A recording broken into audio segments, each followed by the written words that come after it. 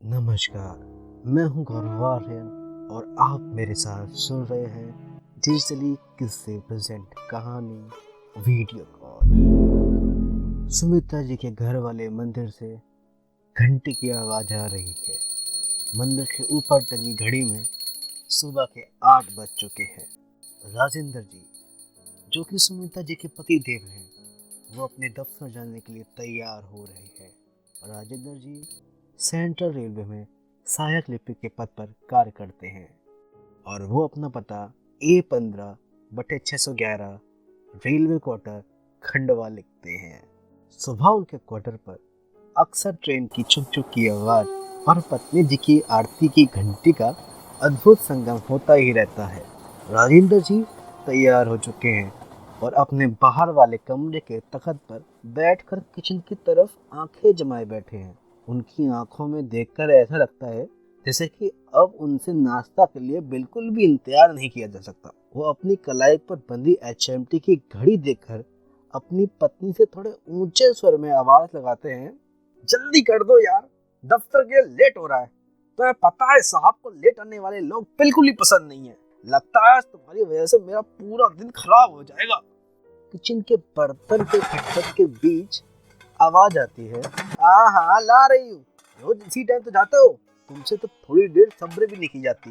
दो ही यहाँ थे मेरे, काम होते होते होगा। इतनी जल्दी होती है ना तो सुबह उठकर मेरे घर के काम में हाथ बटवा दिया करो। इतना सुनकर राजेंद्र जी की ऊंची आवाज कोमल सुर में बदल जाती है। तुम तो मेरी छोटी छोटी बातों पर गुस्सा करने लगती हो। सुमित्रा जी किचन से चाय, पराठे और आलू की सूखी सब्जी साथ लेकर आती है और राजेंद्र जी के पास आ देती है और अपनी साड़ी के पल्लू से अपना पसीना पोंछकर बोलती है, अपना काम तो तुरंत हाथों हाथ चाहिए होता है। मैं कब से बोल रही हूँ कि वीडियो कॉल वाला फोन ला दो। 1 साल से मुन्ने की शक्ल नहीं देखी। रोशन की मम्मी बता रही थी कि वीडियो कॉल से चेहरा देखकर बात हो जाती है।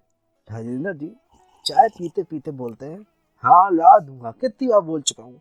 इस बार तनख्वाह आने दो, पक्का ला दूंगा। राजेंद्र जी की बातों से ऐसा लगता है जैसे उनका ये रोज रोज का डायलॉग हो, मगर इस बार सुमित्रा जी का चेहरा और तेवर देखकर ऐसा लगता है जैसे वो आज इन बातों पर खामोश नहीं रहेंगी। वो उनसे एक स्वर ऊपर बोलती है, हर बार यही बोलते रहते हो, मैं भी कितनी बार बोल चुकी हूँ, ला दो ला दो, हमेशा कोई ना कोई बहाना मार ही देते हो। मैंने कब से तुम मुन्ना को नहीं देखा, पता नहीं दुबई में खाना पीना अच्छा मिलता होगा नहीं मिलता होगा। राजेंद्र जी नाश्ते में ऐसे मगन है जैसे उनको सुमित्रा जी की बोलने से कोई असर ही नहीं हो रहा। शायद उनको ये बातें डेली सुनने की आदत सी हो गई है। जब राजेंद्र जी के कानों पर कोई जू नहीं रखी तो ये देख, सुमित्रा जी ने अपनी कलाई से उनको हिलाते हुए बोली, सुन रहे हो या नहीं। राजेंद्र जी तुरंत जवाब देते हुए बोले, 10,000 का आएगा, अगले महीने तक कुछ ना कुछ करता हूँ, कभी तो समझदारी वाली बात किया करो। हाँ, सारी समझदारी सिर्फ मेरे लिए है। इतना बोलकर सुमित्रा जी अपनी आंखों में आंसू लिए किचन की तरफ चलने लगती हैं और जाते जाते अपनी गीली आवाज में बोलती जाती है, हमेशा का यही लगा रखा है, कोई मेरे दिल से पूछे कि मेरा दिल उसके बिना कैसे रोता है, कभी कोई समझता नहीं है। आज तो यह देखकर राजेंद्र जी थोड़े गंभीर हो गए थे।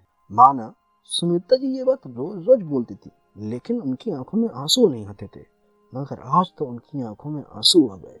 पर बेचारे राजेंद्र जी करें भी तो क्या करें, सीमित तनख्वाह ने उनको भी सीमित कर रखा है। मन तो उनका भी करता है कि उनका लड़का 1 साल पहले दुबई में एक होटल में नौकरी करने गया था, तब से सिर्फ वॉइस कॉल पर ही हालचाल लिए और पूछे जाते हैं। राजेंद्र जी अपनी उतरी हुई शक्ल को लेकर हाथ में लंच बॉक्स लेकर अपने दफ्तर के लिए निकल जाते हैं और उधर सुमित्रा जी अपने आंसू पोंछकर बर्तन मांजना शुरू कर देती हैं। रात हो चुकी है और राजेंद्र जी खाना खाकर अपने बिस्तर पर बैठकर नोकिया का कोई पुराने मॉडल वाले फोन पर खटर पटर कर रहे हैं। सुमित्रा जी किचन के कामों को खत्म करके राजेंद्र जी के लिए दूध का गिलास कमरे में लाती है और राजेंद्र जी को दूध का गिलास उनके हाथों में देकर उनके पास बैठ जाती हैं। राजेंद्र जी बड़े गंभीरता के साथ दूध पीते पीते सुमित्रा जी को देखते हुए बोलते हैं, क्या हुआ, बड़ी थकी हुई लग रही हो, तबीयत तो सही है ना। सुमित्रा जी थकी हुई आवाज़ बोलती है, कुछ नहीं, काम करते करते सुबह से शाम हो जाती है। अभी यहाँ मुन्ना होता तो मेरे हर काम में मेरी मदद करवा देता। वो तो अपनी माँ को बिल्कुल भी काम करते हुए नहीं दे सकता। राजेंद्र जी अपने दूध का गिलास रखकर टल्लो से बोलते हैं, हाँ हाँ तो हम ही है ना जो तुम्हें इतनी तकलीफ दे रहे हैं। सुमित्रा जी ने भी पलट कर टल्लो से जवाब दिया, और नहीं तो क्या, मैं कब से कह रही हूँ। अरे रुक जा भागो, रुक जा, फिर से शुरू मत हो जा, अब चुप हो जा मेरी माई, चुप हो जा। राजेंद्र जी दूसरी तरफ मुंह करके लेट जाते हैं।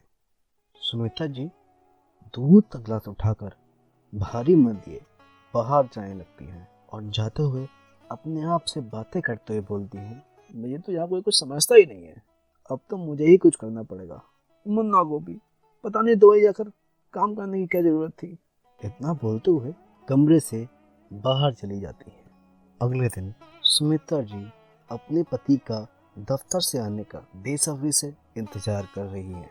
जैसे ही घर की घंटी बजती है, सुमित्रा जी तुरंत अपने कमरे से भागकर दरवाजा खोलती हैं और उनको खींचकर अपने कमरे में ले जाने लगती है। राजेंद्र जी को कुछ समझ नहीं आता है। अरे क्या बात है, क्या हो गया, सब ठीक तो है?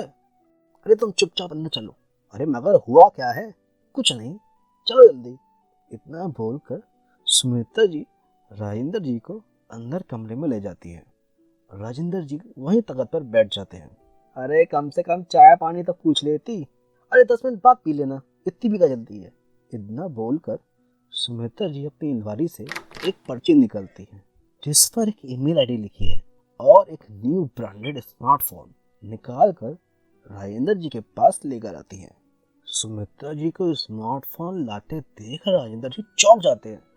ये मोबाइल किसका है? कुछ नहीं, बाद में बताती हूँ।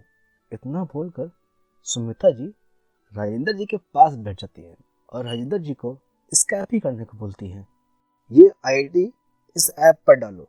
रोशन की मम्मी बता रही थी कि उससे फिर वीडियो कॉल लग जाती है। अरे मगर ये आईडी है किसकी? तुम वीडियो कॉल लगाओ चुपचाप, बहुत सवाल करते हो, खचर खचर खचर खचर। ऐसी धमकी भरी आवाज राजेंद्र जी ने अपनी श्रीमती के मुख से पहले कभी सुनी ही नहीं थी। राजेंद्र जी जैसे ही कॉल लगाते हैं, सुमित्रा देवी बड़े उत्साह और फुर्ती के साथ स्मार्टफोन राजेंद्र जी के हाथों से छीन लेती हैं और उनकी लगी हुई वीडियो कॉल उनके बेटे निखिल को कनेक्ट होती है। सुमित्रा जी खुशी के आंसू आंखों में भरकर राजेंद्र जी से बोलती हैं, देखो कॉल लग गया, अरे इसमें चेहरा कितना साफ आता है। उधर मोबाइल के स्पीकर से उनके बेटे निखिल की आवाज आती है, चरण स्पर्श मम्मी। स्मिता लाड़ में अपने बेटे से बात कर रही होती है, मेरा बच्चा कितना पतला हो गया है, तू खाना नहीं खाता वहाँ पर क्या? उन दोनों को बातें करते देख राजेंद्र जी भी बहुत खुश होते हैं।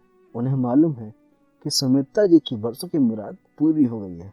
लेकिन जैसे ही उनकी नजर सुमित्रा जी की सोनी कलाई की तरफ जाती है, वो थोड़ी देर के लिए ठहर जाते हैं और फिर मुस्कुराते हुए बाहर चाय बनाने निकल जाते हैं, क्योंकि सुबह तक उस कलाई पर एक सोने का कंगन हुआ करता था। तो दोस्तों, आज के लिए आपको इसी कहानी के साथ छोड़कर जा रहा हूँ। हम जल्दी मिलते हैं आपको अगली कहानी के साथ, अगले किस्से के साथ। अगर आपको हमारी कहानी वीडियो कॉल अच्छी लगी हो तो प्लीज़ हमें फॉलो कीजिए, इस ऑडियो को, इस पॉडकास्ट को शेयर कीजिए। धन्यवाद।